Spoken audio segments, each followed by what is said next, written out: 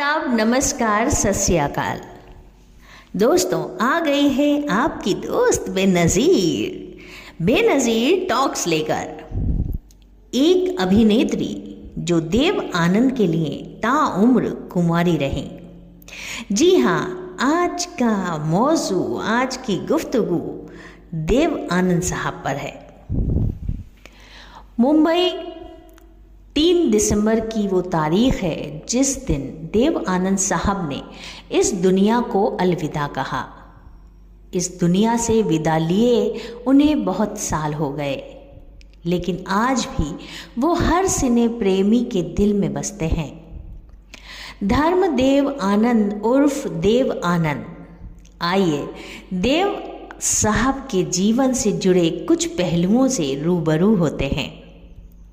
दोस्तों, अभी तक मेरे चैनल को सब्सक्राइब नहीं किया है तो ज़रूर कर लीजिए, ऐसी इंटरेस्टिंग और मज़ेदार गुफ्तगू में शामिल होने के लिए। चलते हैं अपनी गुफ्तगू की तरफ।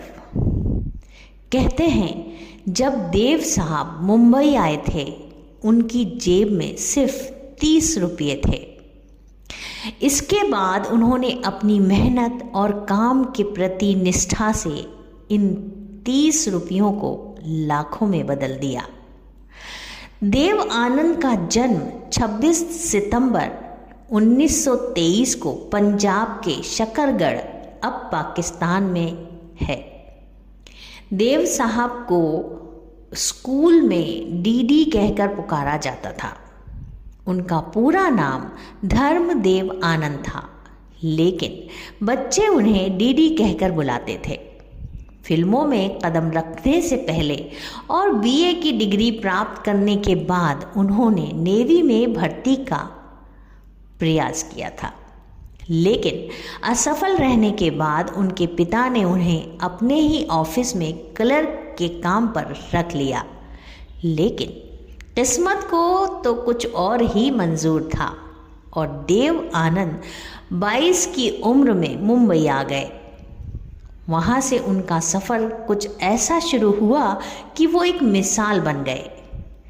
बता दूं कि देव साहब की हिट फिल्म काला पानी में उन्हें काले रंग का कोट पहनने से रोका गया, क्योंकि काले रंग के कोट में वे इतने हैंडसम लगते थे कि ये डर था कि कहीं लड़कियां उन्हें देखकर छत से न कूद जाएं।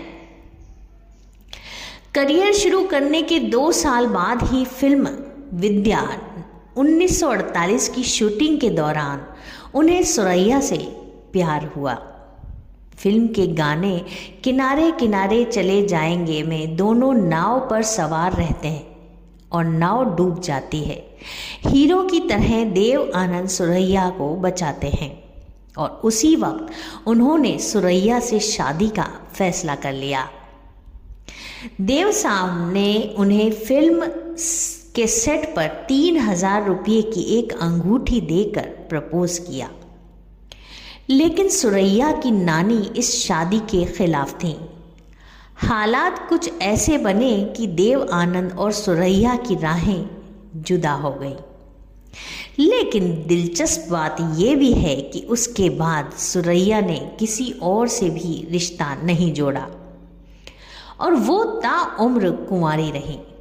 बता दूं कि देव आनंद ने जो पहली गाड़ी खरीदी थी उसका नाम हिलमैन मिक्स था। उन्होंने ये गाड़ी सुरैया के साथ की गई पहली फिल्म विद्या के पैसों से खरीदी थी।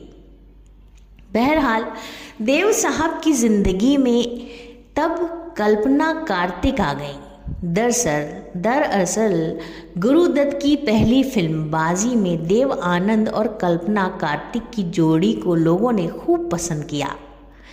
इसके बाद दोनों ने कई फिल्में साथ की, जैसे आंधियाँ, टैक्सी ड्राइवर, 9-2-11। इसी दौरान दोनों के बीच प्यार हुआ और फिल्म टैक्सी ड्राइवर के बाद दोनों ने शादी कर ली।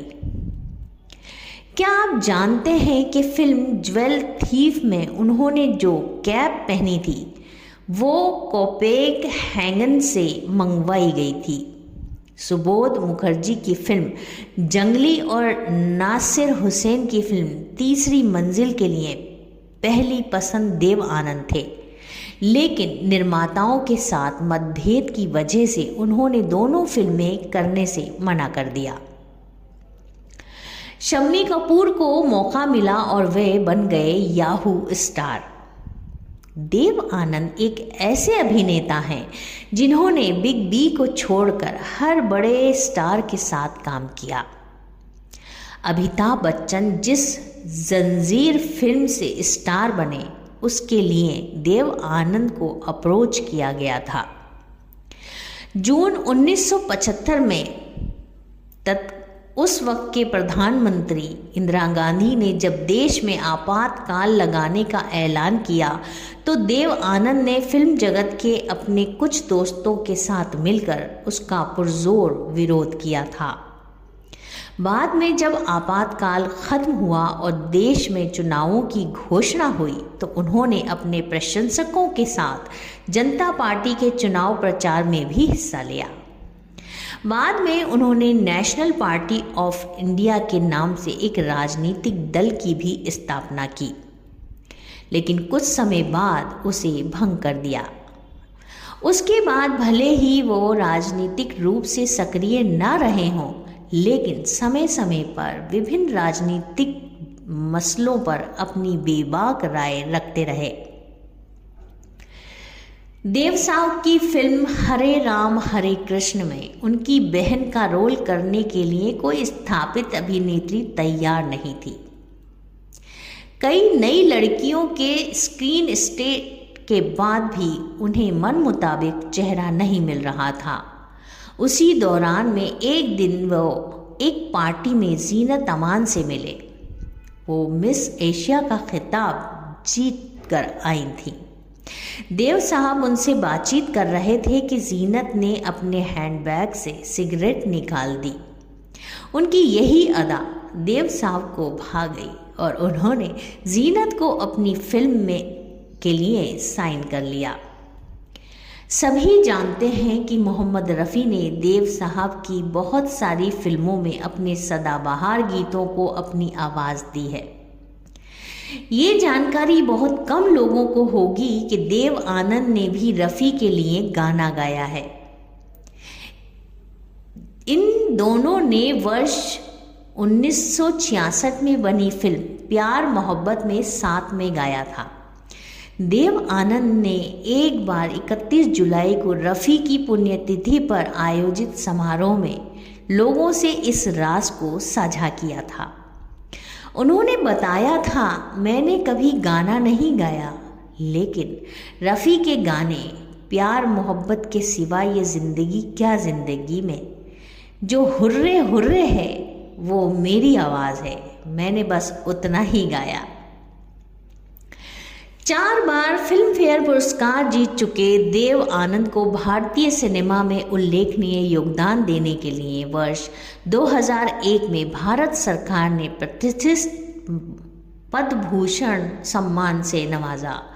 अगले ही साल यानी 2002 में उन्हें सिनेमा का सबसे बड़ा सम्मान दादा साहेब फाल्के पुरस्कार प्रदान किया गया। 3 दिसंबर 2011 को देव साहब का लंदन में दिल का दौरा पड़ने से निधन हुआ था। अपने अंतिम समय तक वो लगातार सक्रिय रहे और उन्हें मीडिया ने एवरग्रीन स्टार कहा। तो आज बस इतना ही। अपनी दोस्त बेनज़ीर को इजाज़त दीजिए। अल्लाह हाफिज़।